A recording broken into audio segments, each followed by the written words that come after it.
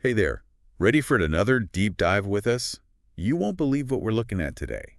It's about Donald Trump and a microphone. Yeah, A microphone at one of his rallies. sounds juicy. Oh, it is. We've got articles, eyewitness accounts, and the whole thing's blown up on social media. So get ready to unpack some serious weirdness. Okay, I'm all ears. Lay it on me. All right, so picture this. Trump's in Milwaukee, just a few days before the election, giving a speech. Fired up crowd, you know the drill. Then his microphone starts acting up. Happens to the best of them. Right. But here's the thing. Instead of just getting someone to fix it, he goes on this rant. No way. Full-on rant. Starts complaining about the staff, even says he wants to knock the hell out of someone backstage. Whoa, hold on. Knock the hell out. Yeah, I told you it gets weird. That's intense. Intense is an understatement. You know, it's interesting because this kind of feeds into that whole perception people already have of Trump. You mean like always lashing out? Exactly. Getting frustrated when things don't go his way. Like it's always someone else's fault. Right. So for voters who already see him that way, this just confirms it. No, but wait. It gets weirder. Weirder? What, did he storm off stage? No. He stays up there. But get this. He takes the microphone off the stand. Mm-hmm. And, well, it looks a lot like he's simulating a sex act with the microphone. Seriously. Seriously. I mean, I'm not even exaggerating. You can see the video online. I bet that went viral. Oh, you know it did. Yeah. Faster than you can say election scandal. Mm.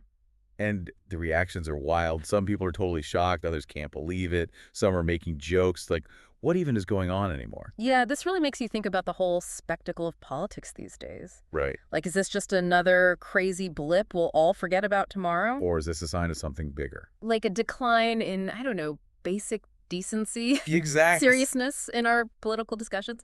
It's like, have we all just become desensitized to this kind of stuff?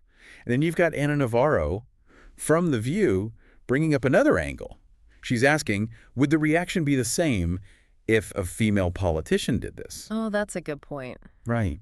Definitely makes you think. Double standards and all that. Absolutely. We probably wouldn't even be having this conversation if it was a woman, would we? Probably not. It's definitely something to think about. Definitely is. So, we reached out to the Trump campaign for a comment, but so far, nothing. Quick. Total radio silence. I guess we'll see how they try to spin this one, Yeah, that'll be interesting to hear. if they even address it at all. But hey, if you're digging this deep dive, make sure to hit that like button and subscribe. We've got plenty more where this came from. And don't forget to let us know what you think down in the comments. We love hearing from you. You know, this whole thing, it makes you wonder how this is going to play out in the election. Totally. Like, could this actually affect how people vote? Oh, I think it's definitely possible. You have to remember Trump's base. You know, the people who really love this kind of no-holds-barred style. Right. They probably think this is just him being authentic. Exactly. They see it as him telling it like it is. But for other voters, though, Oh, yeah. for people who aren't already on board with them, Especially the undecided ones. this could be a huge turnoff. For sure. It just adds to the worries about his temperament, you know, his judgment. Is this really who we want representing us on the world stage? And then you've got the whole social media thing on top of it. Oh, absolutely. This isn't just about what happened at the rally. It's about how it's being spread online. It's like a wildfire. Yeah. It's shaping public opinion, whether we like it or not. And it's become a classic example of how something seemingly small Like a weird moment with a microphone. can become this massive political narrative. Oh, speaking of narratives, I'm really curious to see how the different media outlets cover this. Oh, that's going to be interesting for sure. Like, will they play it for laughs? Right. Or take the serious route and analyze the potential impact on the election. I can already picture the headlines. Yeah. And the late night comedy shows are going to have a field day. No doubt. No doubt. It's a goldmine for them. This whole thing just goes to show how unpredictable this election is. It really does. Now, I got to ask, what do you think was going through Trump's head at that moment? Well, we can't know for sure, but we can look at his past behavior. You know, he's known for being impulsive acting without thinking. Let's not forget his ego. Right. He's very image conscious. So maybe he felt threatened somehow, like he needed to regain control. So a mix of ego and impulsivity. Could be. And it's not like this is the first time he's done something like this in public. Yeah, there's a pattern of behavior. A pattern of behavior. Exactly. It's worth paying attention to. It's a lot to unpack, but I think we're really getting somewhere with this. We've looked at the incident itself, the potential political fallout, the role of the media. Social media. Social media, of course. And we even tried to get inside Trump's head a bit. It's a wild ride, that's for sure. It is. And that's what these deep dives are all about. Right. Yeah. Absolutely. Diving into the messy stuff and trying to make sense of it all. Now, before we wrap things up, I have a question for you all out there.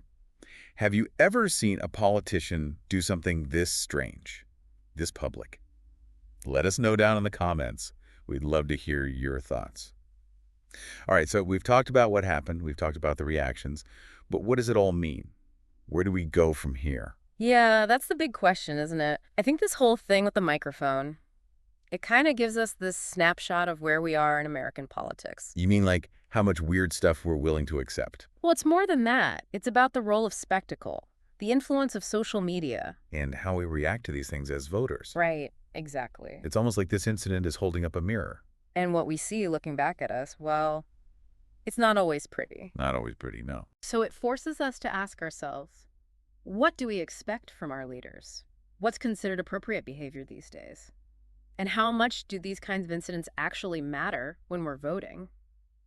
Do you think this will be a defining moment in the election? Or will it just get lost in all the other chaos? It's tough to say, we're in uncharted waters here.